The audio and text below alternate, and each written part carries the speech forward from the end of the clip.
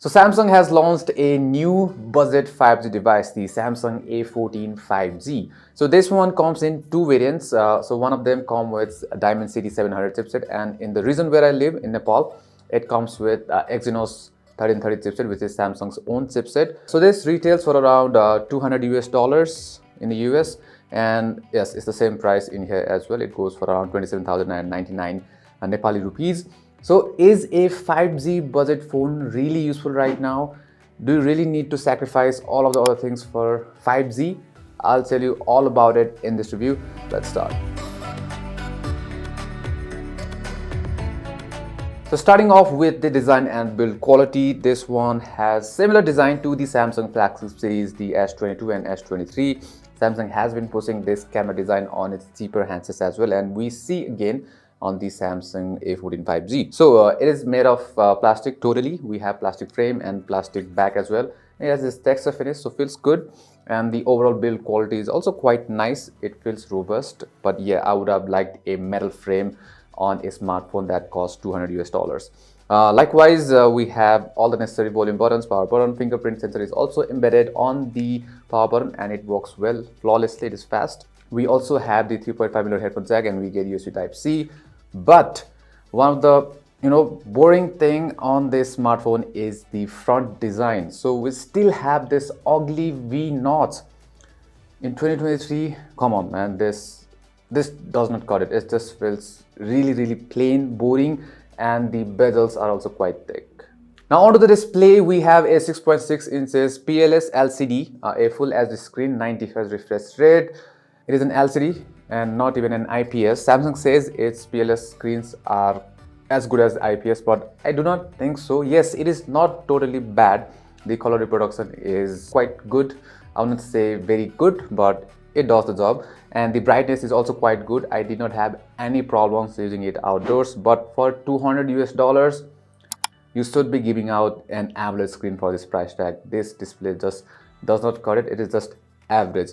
Yes, it does the job, but I would have liked a better display. The 90 Hz refresh rate works well as well, but at this price tag you can get a 120 Hz refresh rate along with an AMOLED panel. So yes, this is not a very good display for the price tag.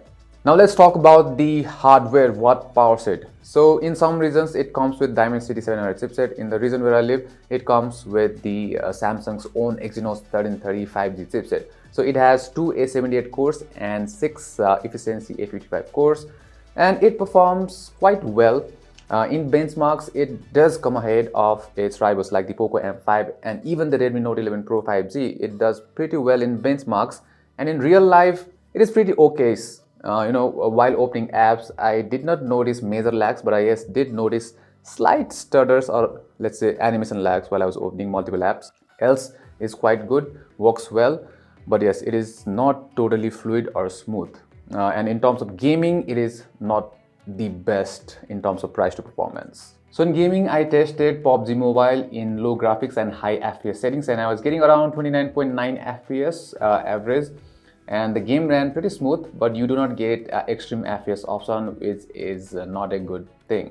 Likewise, moving on to Call of Duty Mobile, you can run it on low graphics with max FPS option, and the game runs pretty well with average FPS of 59.3.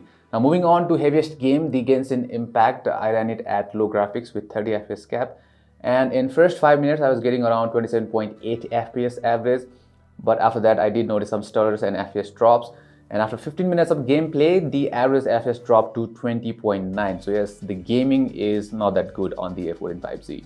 Now let's talk about the cameras. So it gets a triple camera setup, a 50 megapixel main sensor, a 2 megapixel macro, and a 2 megapixel depth sensor. Yes, it does not have an ultra wide angle sensor, but the main sensor here works quite well. So the images from the main camera are quite nice. The dynamic range is really good, and what I like most is the exposure. It is really balanced. The color is also quite nice. You have that Samsung vibe with slightly more saturation, but it is quite good. But yes, you do get some noise when you are shooting photos indoors, and also it does have slightly stutter lag. So yeah, that is not really good, but overall the main camera works quite well. But what is not good is the portrait mode, because it is always missed, because It kind of blurs our body parts as well. As you can see, it has blurred out my hands, and in this one it has kind of blurred out the shoulders. So yes, the portrait mode does not really work well in this one. Moving on to the macro camera, I don't think most people the macro camera, but for the price and for a 2 megapixel sensor, I don't think it's bad. And onto the videos, it can only do 1080p 30 fps videos, and the quality is really average. I mean, the overall detail is on the average. You do not get that clean footage. Also, you do get some noise even in daylight, and panning is, yes, it is fine. It's not that smooth, but for a phone that costs $200 US, I wouldn't say the videos are quite good. Now, something that is really good on the Samsung A14 5G is its battery. So it has a 5000 mAh battery, which gives you 7 hours of screen on time, which is really nice. So you don't have to worry about the battery going to zero even for almost 2 days. So you can use it for almost 2 days. The battery life is really good, but it only gets 15-watt charging, so there is no fast charging support here, and it takes around 2 hours to fully charge the battery from 0 to 100%. Likewise, it gets Android 13 out of the box with One UI 5, not the main version but the core version of the One UI, and the optimization is really good. I didn't notice any bugs, and it also gets new features that you see on the flagship S23 series, like the lock screen customization option from the lock screen itself, and this new wallpaper system where you can apply filter to the wallpaper that you set from the gallery itself. So yes, you get all the goodness from the flagship series as well, and you can also change the color of the icon palette. Color palette function is there as well, but it is an older function, but yes, it is there in this version as well. And yes, the OS is really well optimized. So Samsung A14 5G is not a bad phone, but overall, you know, this does not give you the best value in terms of good screen, or let's say good performance, or a overall good camera package, because it is missing the ultra wide angle sensor. So if you want a 5G budget phone, I think you can consider this. But if you don't need 5G, just don't go for the Samsung A14 5G. You know, you can look at all the other options that are really good for the price, like from some Chinese manufacturers like the Realme and Xiaomi.